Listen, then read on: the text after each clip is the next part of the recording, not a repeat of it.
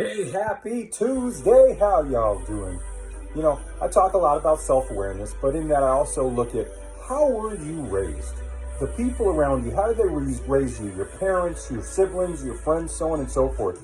There's a lot of behaviors that people engage in that follows them in life. That's stuff that they learned when they were young. And they didn't know any better, so they thought, the respected people, whether it's parents, whether it's siblings, whether it's friends, whether it's pastors, whether it's, whatever, someone in some kind of authority figure taught them different things, and they kind of went along with it because they felt, hey, these are the people I should trust. These are people that should be trustworthy. So if they're teaching me this, then it must be the right way. But here's the thing.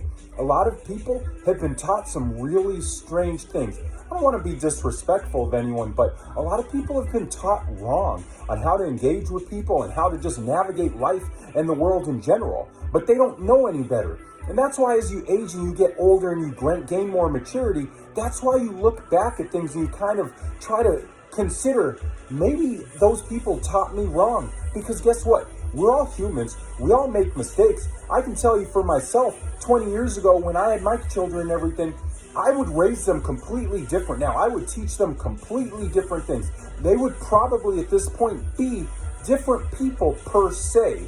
I'm not saying who they are now is bad. I'm not saying anything like that. I'm just saying things would have been different if I could go back and do it over with the maturity and the wisdom I have now. But the thing is, it's not just how I raised my kids, but it's how I raised myself. A lot of beliefs, a lot of things would be completely different if I could go back and change them. So that's a thing to think about. When you see older people and they're kind of acting, kind of off, kind of not in the best ways, not in the goodest ways, if you will, not in their, proper manner of navigating the world, if you will. Like I said, I don't want to be disrespectful, but you know what I'm talking about. When you see older people and you're like, who taught them to behave that awfully?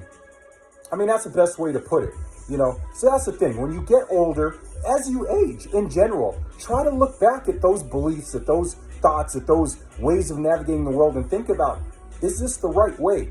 I'll tell you one way to test it is the behaviors, is what you were taught something that corresponds or something that shares love with others?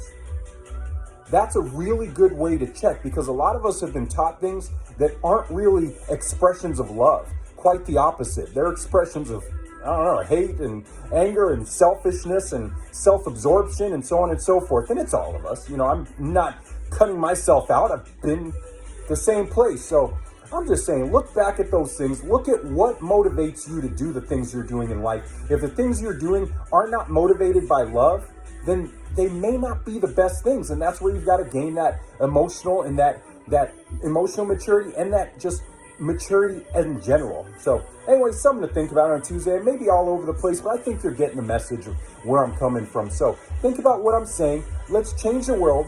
Change happens one person at a time, which is us.